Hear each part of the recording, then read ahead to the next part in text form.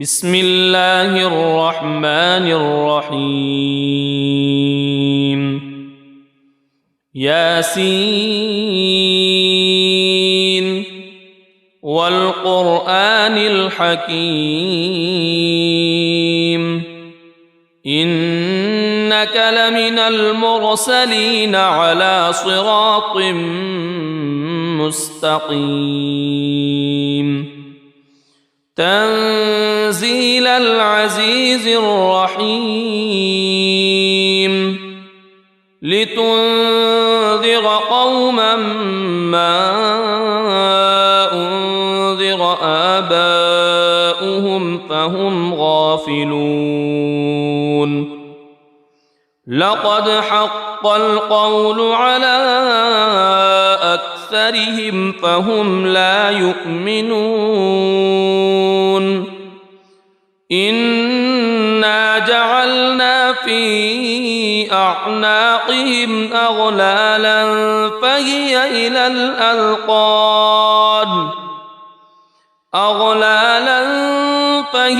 إلى الأذقان فهم مقمحون وجعلنا من بين أيديهم سدا ومن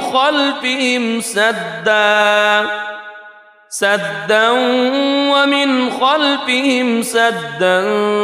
فأغشيناهم فهم لا يبصرون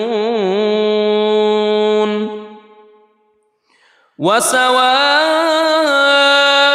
عليهم أأنذرتهم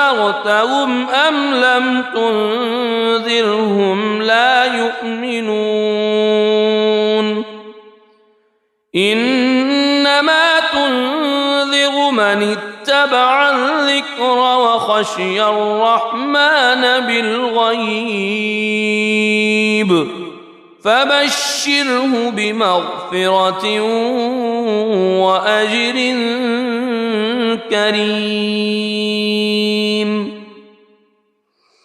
إنا نحن نحيي الموتى ونكتب ما قدموا وآثارهم وكل شيء أحصيناه في إمام مبين واضرب لهم مثلا أصحاب القرية إذ جاءها المرسلون إذ أرسلنا إليهم اثنين فكذبوهما فعززنا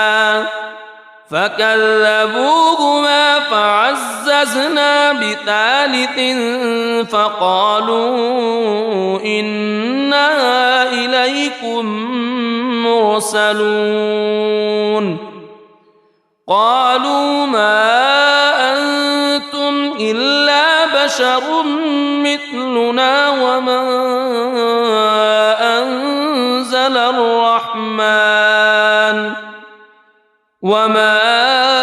أنزل الرحمن من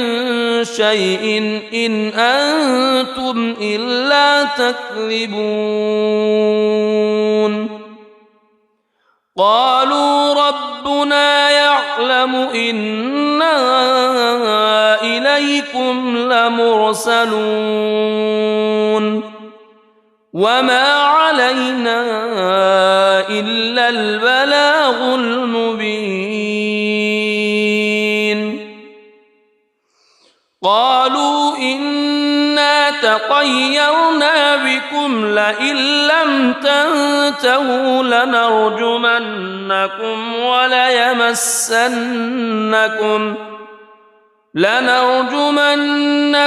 وليمسنكم منا عذاب أليم قالوا طائركم معكم أئن ذكرتم بل أنتم قوم مسرفون وجاء من أقصى المدينة رجل يسعى قال يا قوم اتبعوا المرسلين اتبعوا من لا يسألكم أجرا وهم مهتدون وما لي لا أعبد الذي فطرني وإليه ترجعون أأتخذ من دونه آلهة إن يردني الرحمن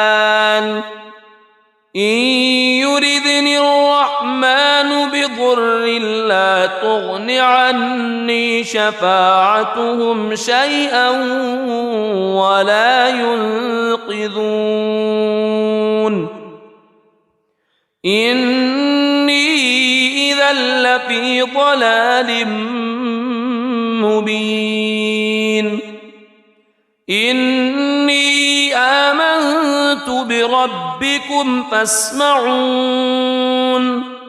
قيل ادخل الجنة قال يا ليت قومي يعلمون بما غفر لي ربي وجعلني من المكرمين وما أنزلنا على قومه من بعده من جند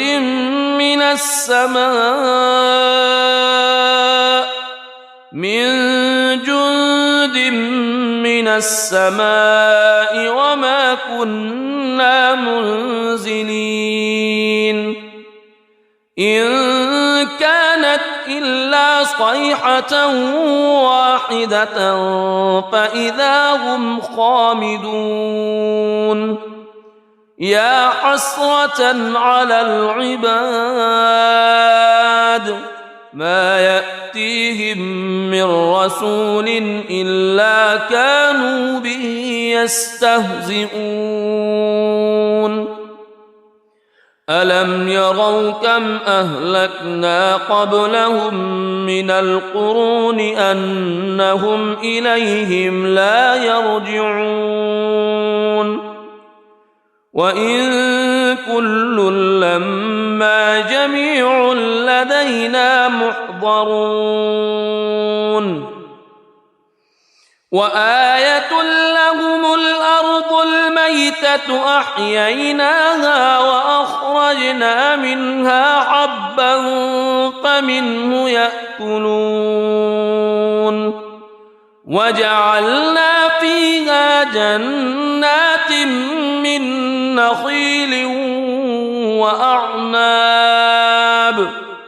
من نخيل وأعناب وفجرنا فيها من العيون ليأكلوا من ثمره وما عملته أيديهم أفلا يشكرون سبحان الذي خلق الأزواج كلها مما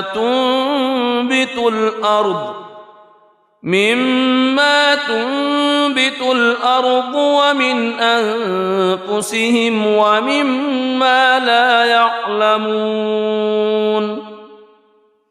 وآية لهم الليل نسلخ منه النهار فإذا هم مظلمون والشمس تجري لمستقر لها ذلك تقدير العزيز العليم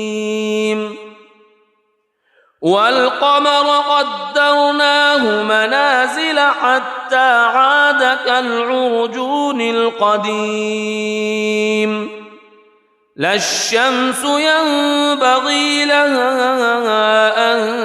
تدرك القمر ولا الليل سابق النهار وكل في فلك يسبحون وآية لهم أنا حملنا ذريتهم في الفلك المشحون وخلقنا لهم من مثله ما يركبون وإن نشأ نغرقهم فلا صريخ لهم ولا هم ينقذون إلا رحمة منا ومتاعا إلى حين وإذا قيل لهم اتقوا ما بين أيديكم وما خلفكم لعلكم ترحمون وما تأتيهم من آية من آيات ربهم إلا كانوا عنها معرضين وإذا قيل لهم أنفقوا مما رزقكم الله قال الذين كفروا للذين آمنوا أنطعم من لو يشاء الله أطعمه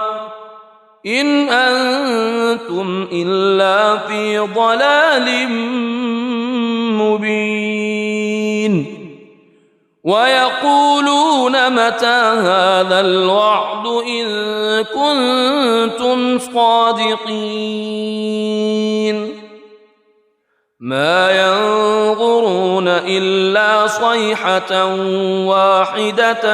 تأخذهم وهم يخصمون فلا يستطيعون توصية ولا إلى أهلهم يرجعون ونفخ في الصور فإذا هم من الأجداث إلى ربهم ينسلون قالوا يا ويلنا من بعثنا من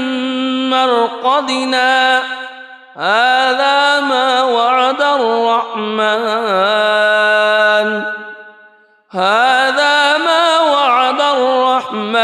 وصدق المرسلون إن كانت إلا صيحة واحدة فإذا هم جميع لدينا محضرون فاليوم لا تظلم نفس شيئا ولا تجزون إلا ما كنتم تعملون إن أصحاب الجنة اليوم في شغل فاكهون هم وأزواجهم في ظلال على الأرائك متكئون لهم فيها فاكهة ولهم ما يدعون سلام قولا من رب رحيم وامتازوا اليوم أيها المجرمون ألم أعهد إليكم يا بني ألا تعبدوا الشيطان ألم أعهد إليكم يا بني آدم ألا تعبدوا الشيطان إنه لكم عدو مبين وأن اعبدوني هذا صراط مستقيم ولقد أضل منكم جبلا كثيرا أفلم تكونوا تعقلون هذه جهنم التي كنتم توعدون اصلوها اليوم بما كنتم تكفرون اليوم نختم على أفواههم وتكلمنا أيديهم وتشهد أرجلهم بما كانوا يكسبون ولو نشاء لطمسنا على أعينهم فاستبقوا الصراط فأنى يبصرون ولو نشاء لمسخناهم على مكانتهم فما استطاعوا مضيا ولا يرجعون ومن نعمره ننكسه في الخلق أفلا يعقلون وما علمناه الشعر وما ينبغي له إن هو إلا ذكر وقرآن مبين لينذر من كان حيا ويحق القول على الكافرين أولم يروا أنا خلقنا لهم مما عملت أيدينا أنعاما فهم لها مالكون وذللناها لهم فمنها ركوبهم ومنها يأكلون ولهم فيها منافع ومشارب أفلا يشكرون واتخذوا من دون الله آلهة لعلهم ينصرون لا يستطيعون نصرهم وهم لهم جند محضرون فلا يحزنك قولهم إنا نعلم ما يسرون وما يعلنون أولم ير الإنسان أنا خلقناه من نطفة فإذا هو خصيم مبين وضرب لنا مثلا ونسي خلقه قال من يحيي العظام وهي رميم قل يحييها الذي أنشأها أول مرة وهو بكل خلق عليم الذي جعل لكم من الشجر الأخضر نارا فإذا أنتم منه توقدون أوليس الذي خلق السماوات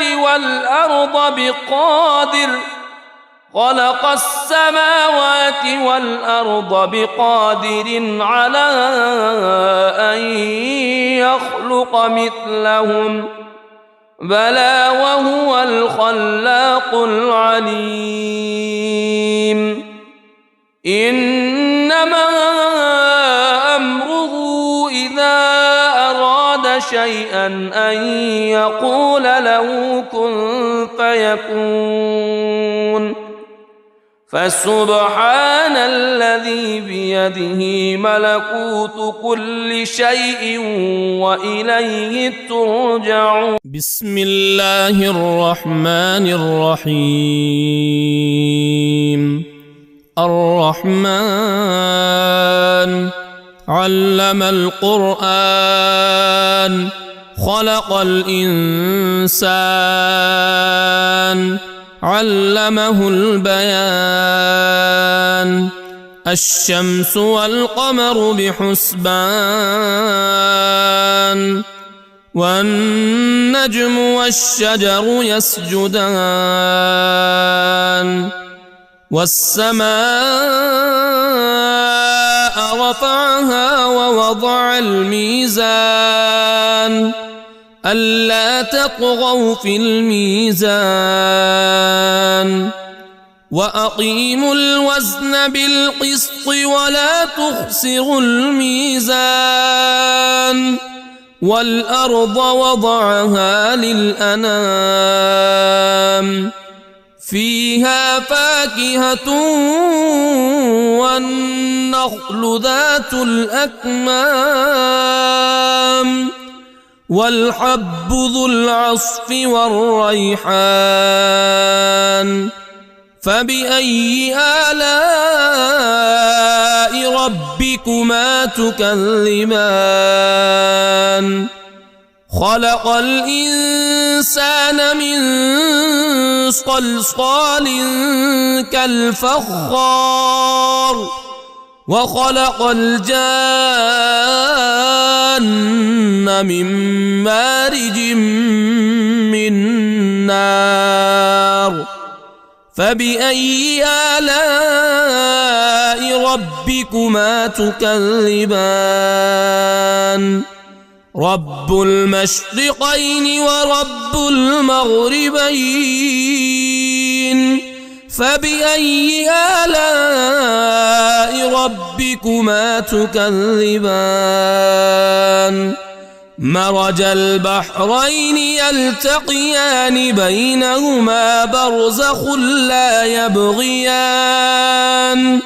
فبأي آلاء ربكما تكذبان يخرج منهما اللؤلؤ والمرجان فبأي آلاء ربكما تكذبان وله الجوار المنشآت في البحر كالأعلام فبأي آلاء ربكما تكذبان كل من عليها فان ويبقى وجه ربك ذو الجلال والإكرام فبأي آلاء ربكما تكذبان يسأله من في السماوات والأرض كل يوم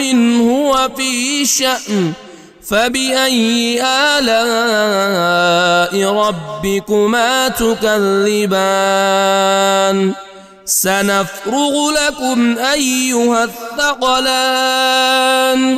فبأي آلاء ربكما تكذبان يا معشر الجن والإنس إن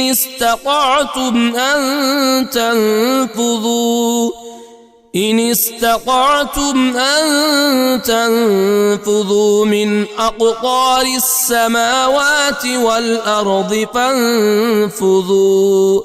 لا تنفذون إلا بسلطان فبأي آلاء ربكما تكذبان يرسل عليكما شواظ من نار ونحاس فلا تنتصران فبأي آلاء ربكما تكذبان فإذا انشقت السماء فكانت وردة كالدهان فبأي آلاء ربكما تكذبان فيومئذ لا يسأل عن ذنبه إنس ولا جان فبأي آلاء ربكما تكذبان يعرف المجرمون بسيماهم فيؤخذ بالنواصي والأقدام فبأي آلاء ربكما تكذبان هذه جهنم التي يكذب بها المجرمون يطوفون بينها وبين حميم آن فبأي آلاء ربكما تكذبان ولمن خاف مقام ربه جنتان فبأي آلاء ربكما تكذبان ذواتا أفنان فبأي آلاء ربكما تكذبان فيهما عينان تجريان فبأي آلاء ربكما تكذبان فيهما من كل فاكهة زوجان فبأي آلاء ربكما تكذبان متكئين على فرش بطائنها من استبرق وجنى الجنتين دان فبأي آلاء ربكما تكذبان فيهن قاصرات الطرف لم يطمثهن إنس قبلهم ولا جان فبأي آلاء ربكما تكذبان كأنهن الياقوت والمرجان فبأي آلاء ربكما تكذبان هل جزاء الإحسان إلا الإحسان فبأي آلاء ربكما تكذبان ومن دونهما جنتان فبأي آلاء ربكما تكذبان مدهامتان فبأي آلاء ربكما تكذبان فيهما عينان نضاختان فبأي آلاء ربكما تكذبان فيهما فاكهة ونخل ورمان فبأي آلاء ربكما تكذبان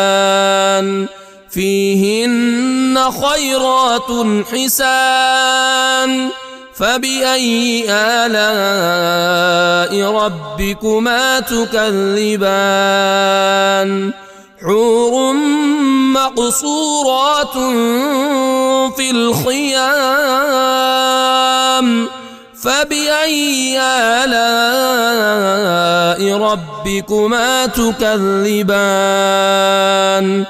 لم يطمثهن إنس قبلهم ولا جان فبأي آلاء ربكما تكذبان متكئين على رفرف خضر وعبقري حسان فبأي آلاء ربكما تكذبان تبارك اسم ربك ذي الجلال والإكرام بسم الله الرحمن الرحيم ياسين والقرآن الحكيم إنك لمن المرسلين على صراط مستقيم تنزيل العزيز الرحيم لتنذر قوما ما أنذر آباؤهم فهم غافلون لقد حق القول على أكثرهم فهم لا يؤمنون إنا جعلنا في أعناقهم أغلالا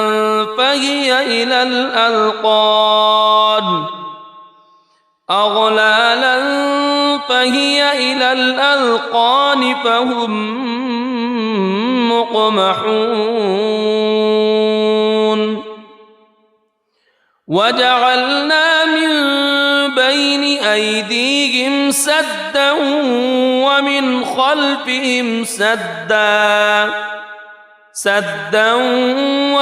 خلفهم سدا فأغشيناهم فهم لا يبصرون وسواء عليهم أأنذرتهم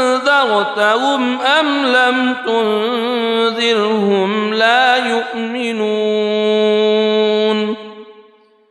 إنما تنذر من اتبع الذكر وخشي الرحمن بالغيب فبشره بمغفرة وأجر كريم إنا نحن نحيي الموتى ونكتب ما قدموا وآثارهم وكل شيء أحصيناه في إمام مبين واضرب لهم مثلا أصحاب القرية إذ جاءها المرسلون إذ أرسلنا إليهم اثنين فكذبوهما فعززنا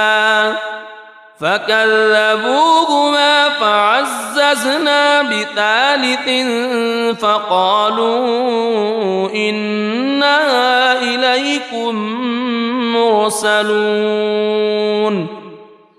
قالوا ما أنتم إلا بشر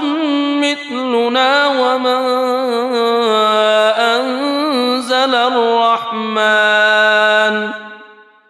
وما أنزل الرحمن من شيء إن أنتم إلا تكذبون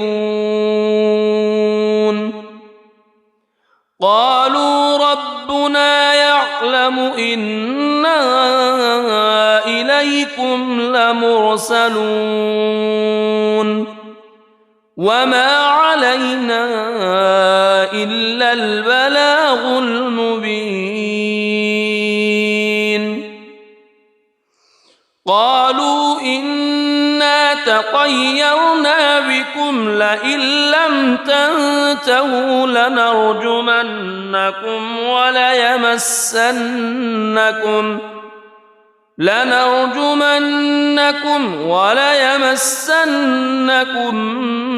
منا عذاب أليم قالوا طائركم معكم أئن ذكرتم بل أنتم قوم مسرفون وجاء من أقصى المدينة رجل يسعى قال يا قوم اتبعوا المرسلين اتبعوا من لا يسألكم أجرا وهم مهتدون وما لي لا أعبد الذي فطرني وإليه ترجعون أأتخذ من دونه آلهة إن يردني الرحمن بضر لا تغن عني شفاعتهم شيئا ولا ينقذون إني إذا لفي ضلال مبين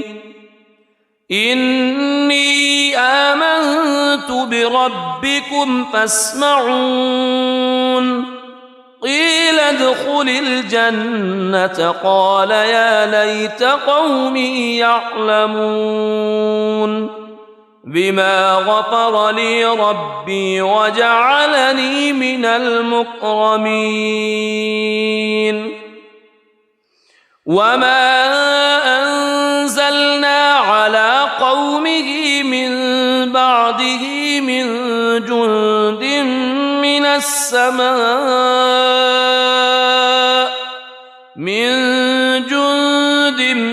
من السماء وما كنا منزلين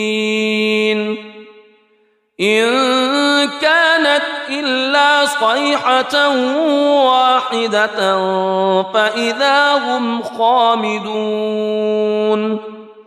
يا حسرة على العباد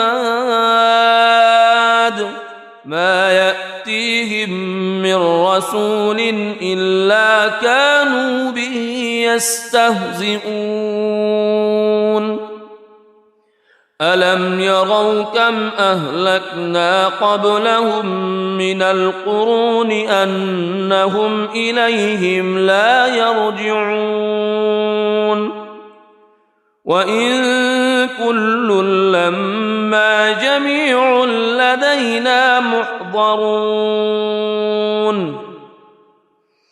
وآية لهم الأرض الميتة أحييناها وأخرجنا منها حبا فمنه يأكلون وجعلنا فيها جنات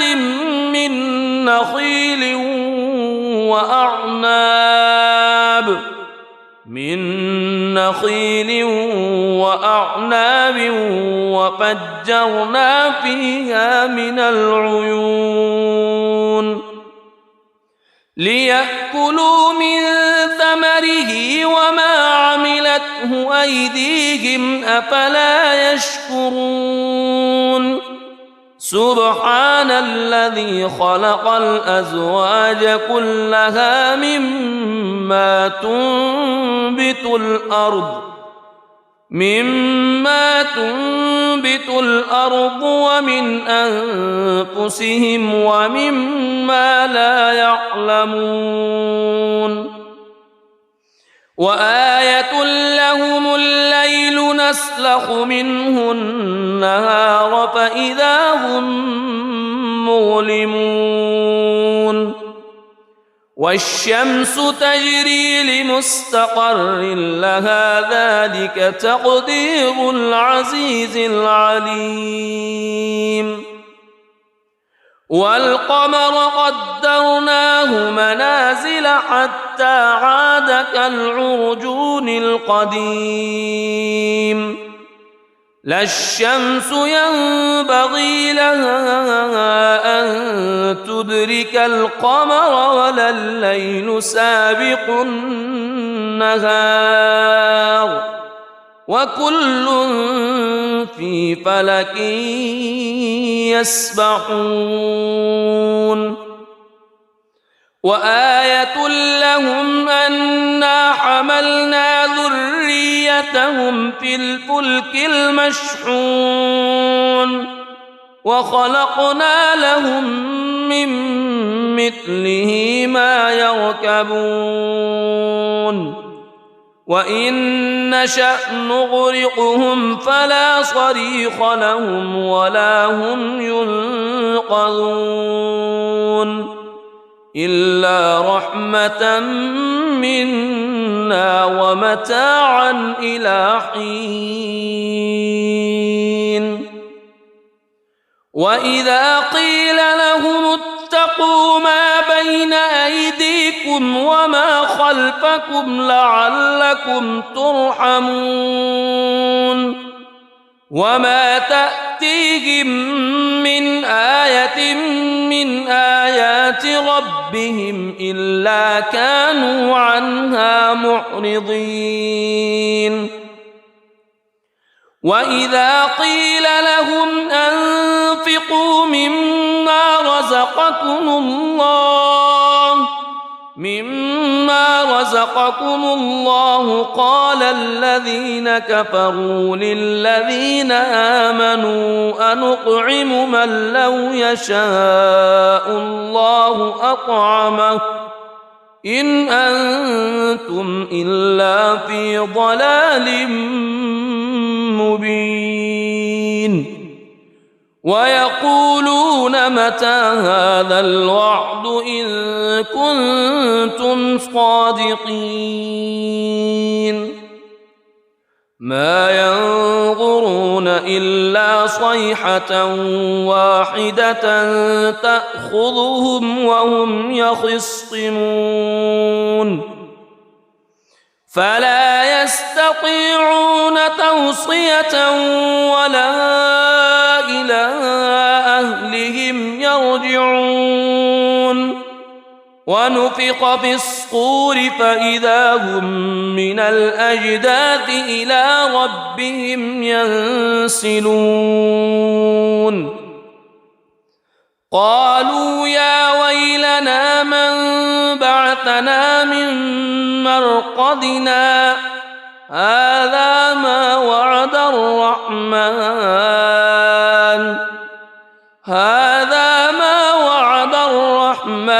وصدق المرسلون إن كانت إلا صيحة واحدة فإذا هم جميع لدينا محضرون فاليوم لا تظلم نفس شيئا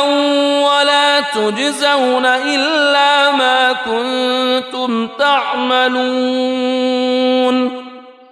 إن أصحاب الجنة اليوم في شغل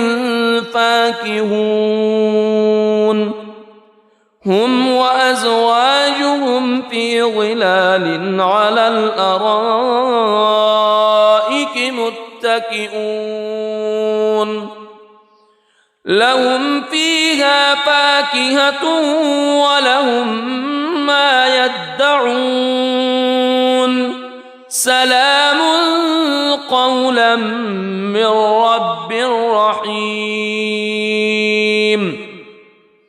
وامتازوا اليوم أيها المجرمون ألم أعهد إليكم يا بني ألا تعبدوا الشيطان ألم أعهد إليكم يا بني آدم ألا تعبدوا الشيطان إنه لكم عدو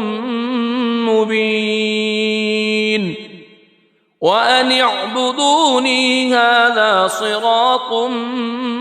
مستقيم ولقد أضل منكم جبلا كثيرا أفلم تكونوا تعقلون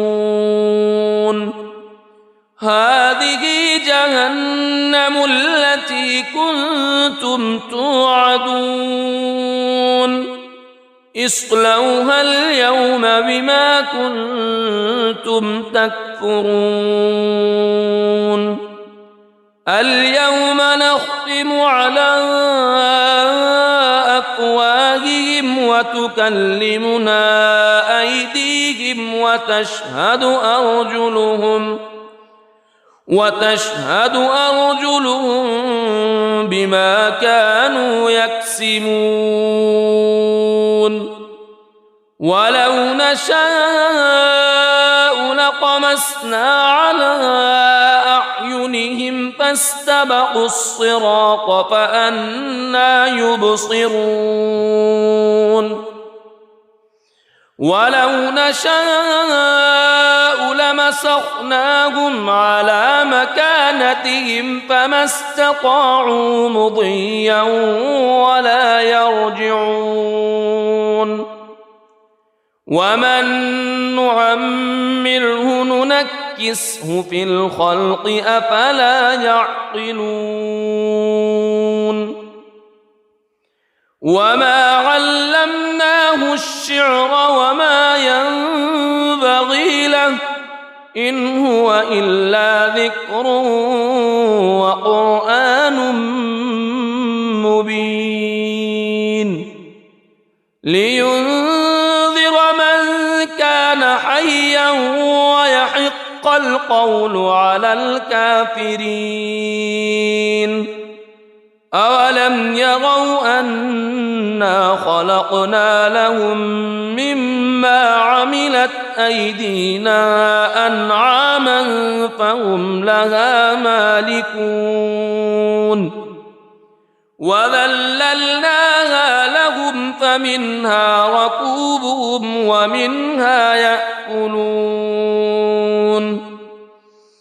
ولهم فيها منافع ومشارب أفلا يشكرون واتخذوا من دون الله آلهة لعلهم ينصرون لا يستطيعون نصرهم وهم لهم جند محضرون فلا يحزنك قولهم إنا نعلم ما يسرون وما يعلنون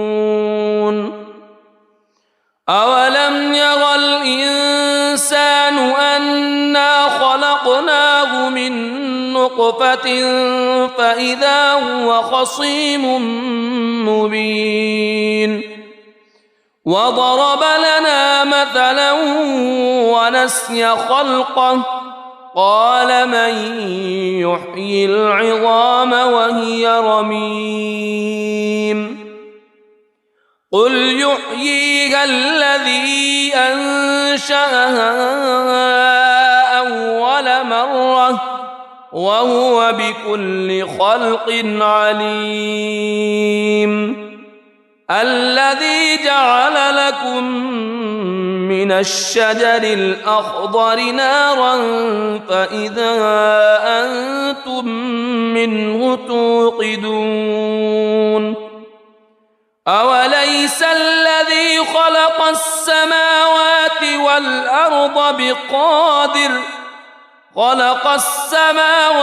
والأرض بقادر على أن يخلق مثلهم بلى وهو الخلاق العليم إنما أمره إذا أراد شيئا أن يقول له كن فيكون فسبحان الذي بيده ملكوت كل شيء وإليه ترجعون. بسم الله الرحمن الرحيم. الرحمن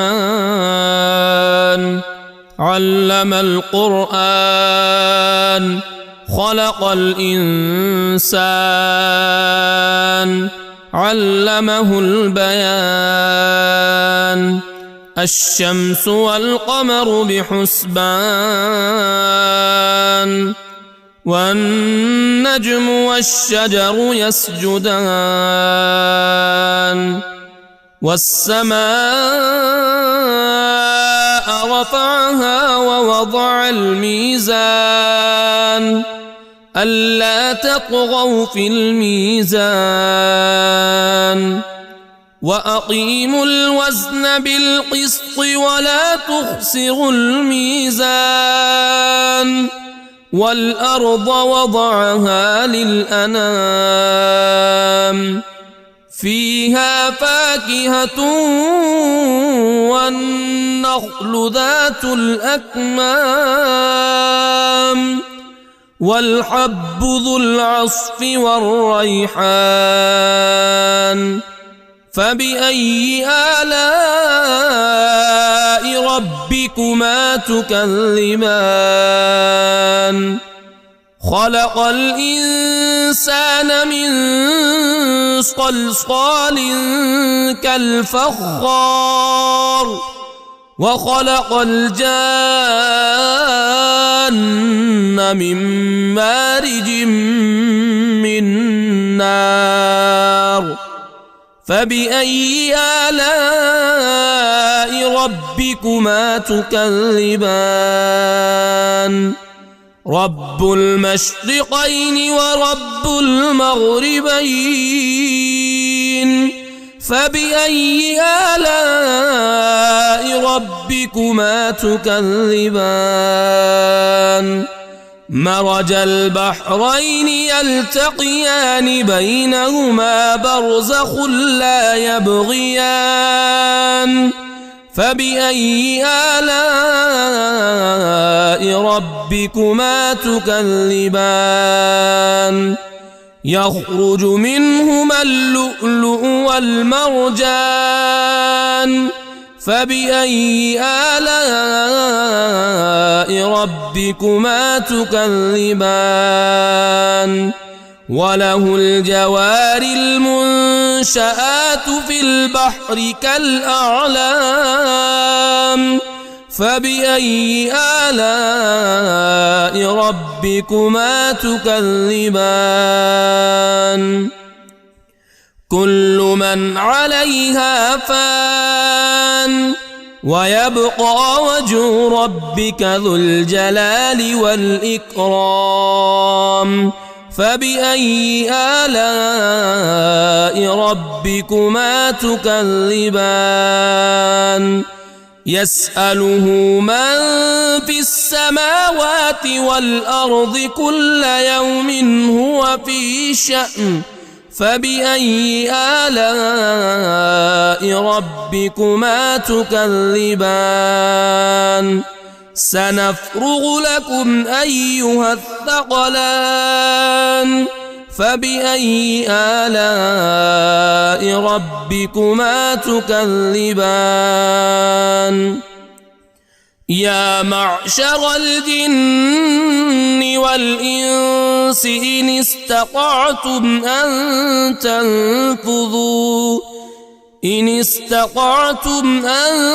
تنفذوا من أقطار السماوات والأرض فانفذوا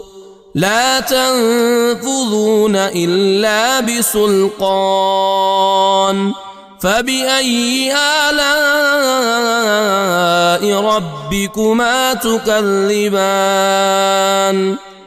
يرسل عليكما شواظ من نار ونحاس فلا تنتصران. فبأي آلاء ربكما تكذبان فإذا انشقت السماء فكانت وردة كالدهان فبأي آلاء ربكما تكذبان فيومئذ لا يسأل عن ذنبه إنس ولا جان فبأي آلاء ربكما تكذبان يعرف المجرمون بسيماهم فيؤخذ بالنواصي والأقدام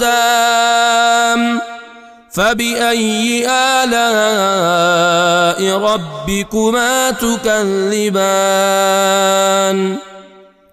هذه جهنم التي يكذب بها المجرمون يطوفون بينها وبين حميم آن فبأي آلاء ربكما تكذبان ولمن خاف مقام ربه جنتان فبأي آلاء ربكما تكذبان ذواتا أفنان فبأي آلاء ربكما تكذبان فيهما عينان تجريان فبأي آلاء ربكما تكذبان فيهما من كل فاكهة زوجان فبأي آلاء ربكما تكذبان متكئين على فرش بطائنها من استبرق وجنى الجنتين دان فبأي آلاء ربكما تكذبان فيهن قاصرات الطرف لم يطمثهن إنس قبلهم ولا جان فبأي آلاء ربكما تكذبان كأنهن الياقوت والمرجان فبأي آلاء ربكما تكذبان هل جزاء الإحسان إلا الإحسان فبأي آلاء ربكما تكذبان ومن دونهما جنتان فبأي آلاء ربكما تكذبان مدهامتان فبأي آلاء ربكما تكذبان فيهما عينان نضاختان فبأي آلاء ربكما تكذبان فيهما فاكهة ونخل ورمان فبأي آلاء ربكما تكذبان فيهن خيرات حسان فبأي آلاء ربكما تكذبان حور مقصورات في الخيام فبأي آلاء ربكما تكذبان لم يطمثهن إنس قبلهم ولا جان فبأي آلاء ربكما تكذبان متكئين على رفرف خضر وعبقري حسان فبأي آلاء ربكما تكذبان تبارك اسم ربك ذي الجلال والإكرام بسم الله الرحمن الرحيم ياسين والقرآن الحكيم إنك لمن المرسلين على صراط مستقيم تنزيل العزيز الرحيم لتنذر قوما ما أنذر آباؤهم فهم غافلون لقد حق القول على أكثرهم فهم لا يؤمنون إنا جعلنا في أعناقهم أغلالا فهي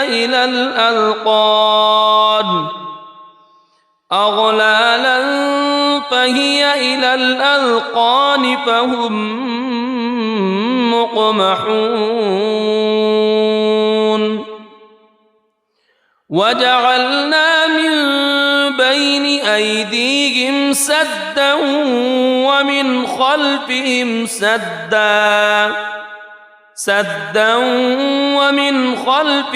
سدا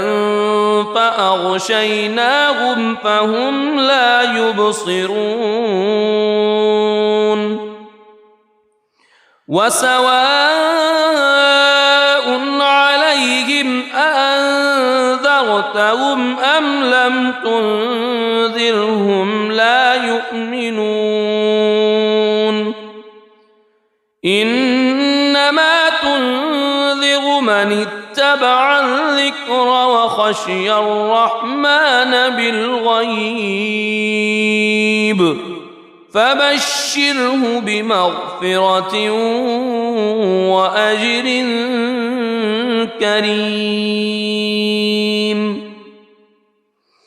إنا نحن نحيي الموتى ونكتب ما قدموا وآثارهم وكل شيء أحصيناه في إمام مبين واضرب لهم مثلا أصحاب القرية إذ جاءها المرسلون إذ أرسلنا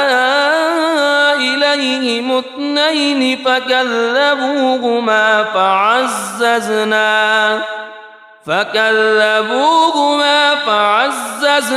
بثالث فقالوا إنا إليكم مرسلون قالوا ما أنتم إلا بشر مثلنا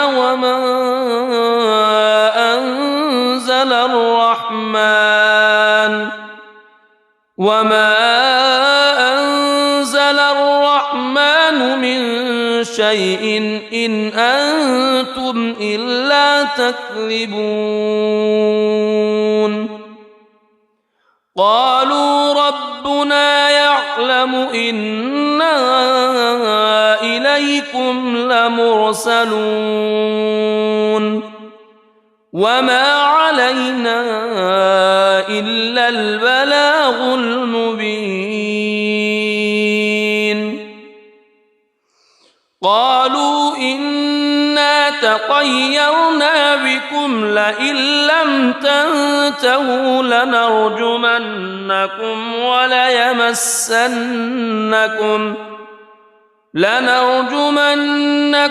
وليمسنكم منا عذاب أليم قالوا طائركم معكم أئن ذكرتم بل أنتم قوم مسرفون وجاء من أقصى المدينة رجل يسعى قال يا قوم اتبعوا اتبعوا من لا يسألكم أجرا وهم مهتدون وما لي لا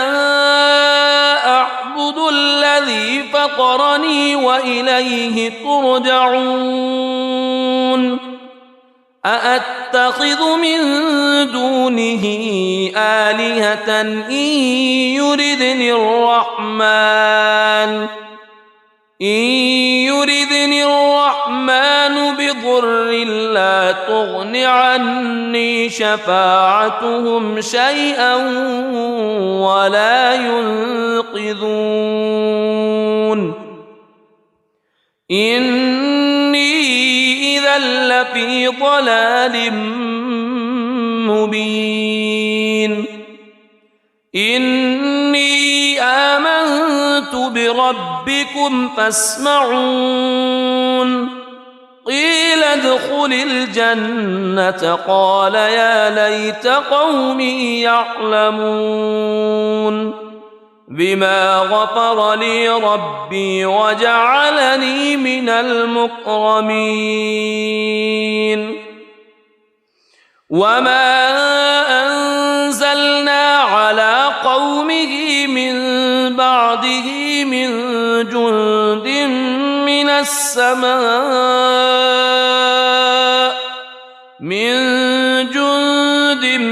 من السماء وما كنا منزلين إن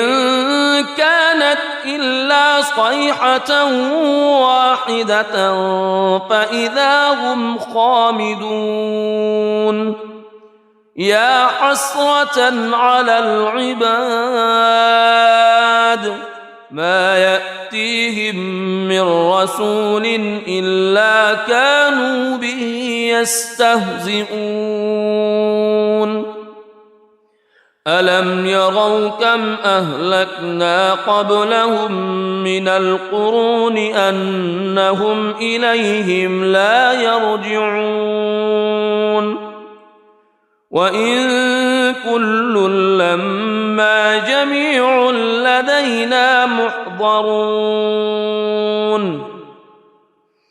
وآية لهم الأرض الميتة أحييناها وأخرجنا منها حبا فمنه يأكلون وجعلنا فيها جنات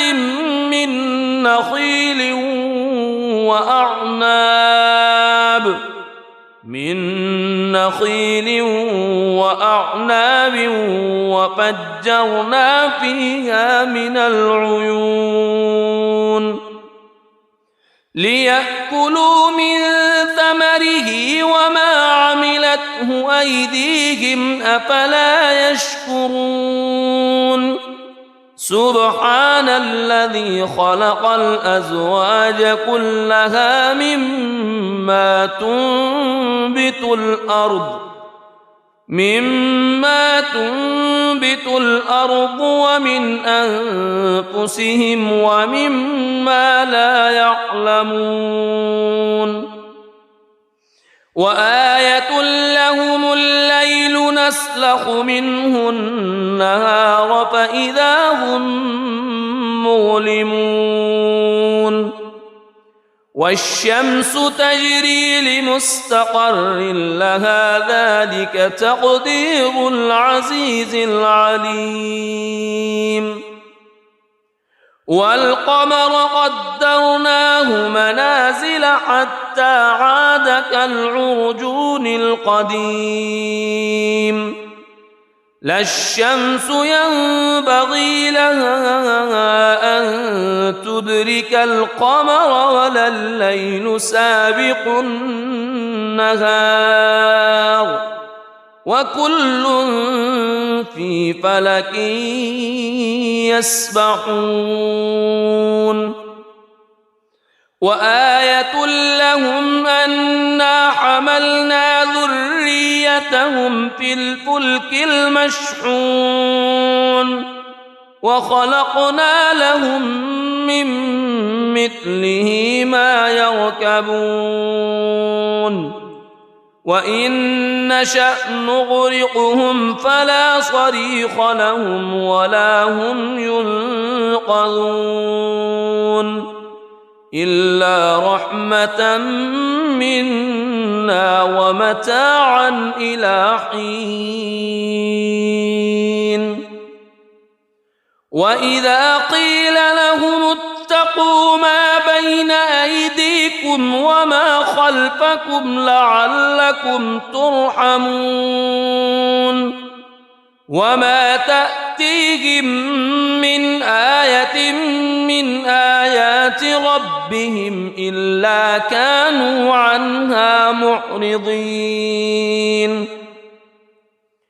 وإذا قيل لهم أنفقوا مما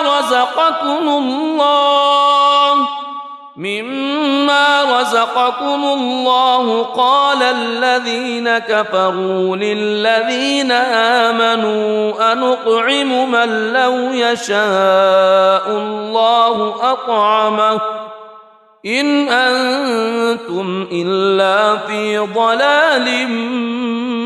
مبين ويقولون متى هذا الوعد إن كنتم صادقين ما ينظرون إلا صيحة واحدة تأخذهم وهم يخصمون فلا يستطيعون توصية ولا إلى أهلهم يرجعون ونفخ في الصور فإذا هم من الأجداث إلى ربهم ينسلون قالوا يا ويلنا من بعثنا من مرقدنا هذا ما وعد الرحمن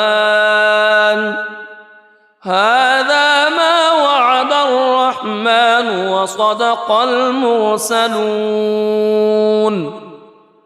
إن كانت إلا صيحة واحدة فإذا هم جميع لدينا محضرون فاليوم لا تظلم نفس شيئا ولا تجزون إلا ما كنتم تعملون إن أصحاب الجنة اليوم في شغل فاكهون هم وأزواجهم في ظلال على الأرائك متكئون لهم فيها فاكهة ولهم ما يدعون سلام قولا من رب رحيم وامتازوا اليوم أيها المجرمون ألم أعهد إليكم يا بني ألا تعبدوا الشيطان ألم أعهد إليكم يا بني آدم ألا تعبدوا الشيطان إنه لكم عدو مبين وأن اعبدوني هذا صراط مستقيم ولقد أضل منكم جبلا كثيرا أفلم تكونوا تعقلون هذه جهنم التي كنتم توعدون اصلوها اليوم بما كنتم تكفرون اليوم نختم على أفواههم وتكلمنا أيديهم وتشهد أرجلهم بما كانوا يكسبون ولو نشاء لطمسنا على أعينهم فاستبقوا الصراط فأنى يبصرون ولو نشاء لمسخناهم على مكانتهم فما استطاعوا مضيا ولا يرجعون ومن نعمره ننكسه في الخلق أفلا يعقلون وما علمناه الشعر وما ينبغي له إن هو إلا ذكر وقرآن مبين لينذر من كان حيا ويحق القول على الكافرين أولم يروا أنا خلقنا لهم مما عملت أيدينا أنعاما فهم لها مالكون وذللناها لهم فمنها ركوبهم ومنها يأكلون ولهم فيها منافع ومشارب أفلا يشكرون واتخذوا من دون الله آلهة لعلهم ينصرون لا يستطيعون نصرهم وهم لهم جند محضرون فلا يحزنك قولهم إنا نعلم ما يسرون وما يعلنون أولم ير الإنسان أنا خلقناه من نطفة فإذا هو خصيم مبين وضرب لنا مثلا ونسي خلقه قال من يحيي العظام وهي رميم قل يحييها الذي أنشأها أول مرة وهو بكل خلق عليم الذي جعل لكم من الشجر الأخضر نارا فإذا أنتم منه توقدون أوليس أليس الذي خلق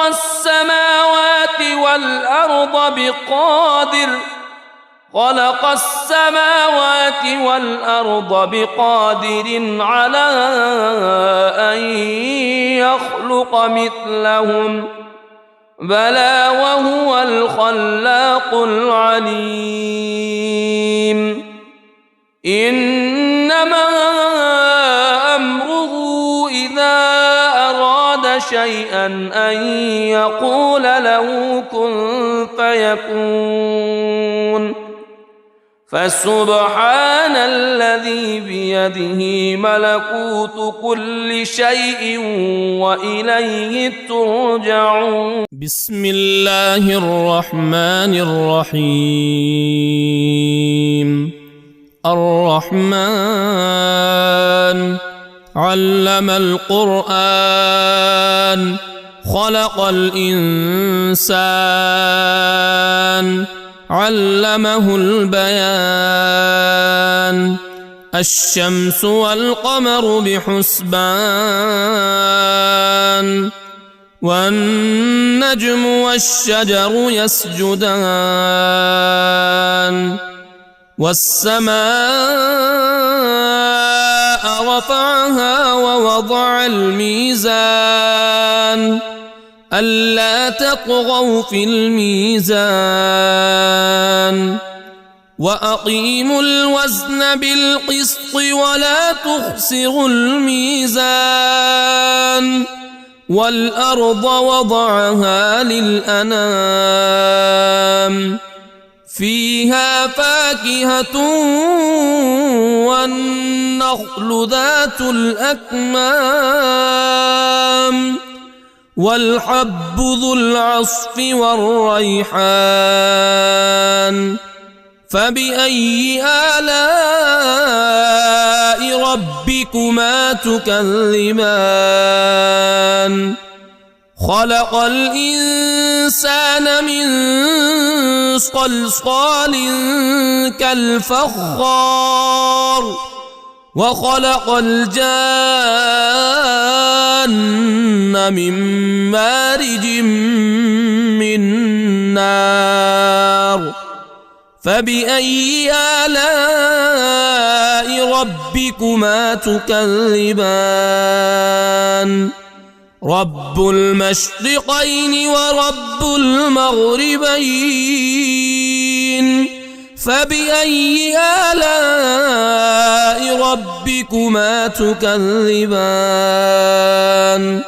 مرج البحرين يلتقيان بينهما برزخ لا يبغيان فبأي آلاء ربكما تكذبان يخرج منهما اللؤلؤ والمرجان فبأي آلاء ربكما تكذبان وله الجوار المنشآت في البحر كالأعلام فبأي آلاء ربكما تكذبان كل من عليها فان ويبقى وجه ربك ذو الجلال والإكرام فبأي آلاء ربكما تكذبان يسأله من في السماوات والأرض كل يوم هو في شأن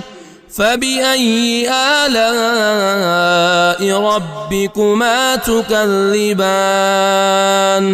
سنفرغ لكم أيها الثقلان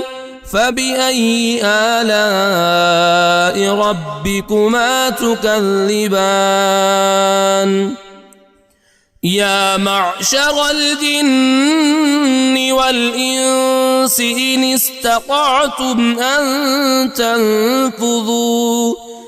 إن استطعتم أن تنفذوا من أقطار السماوات والأرض فانفذوا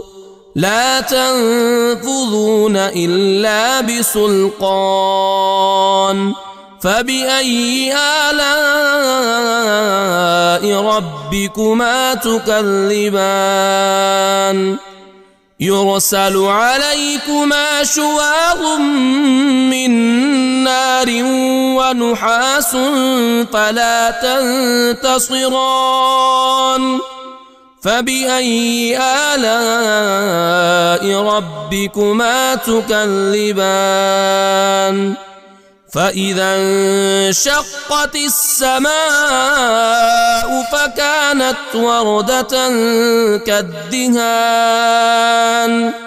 فبأي آلاء ربكما تكذبان فيومئذ لا يسأل عن ذنبه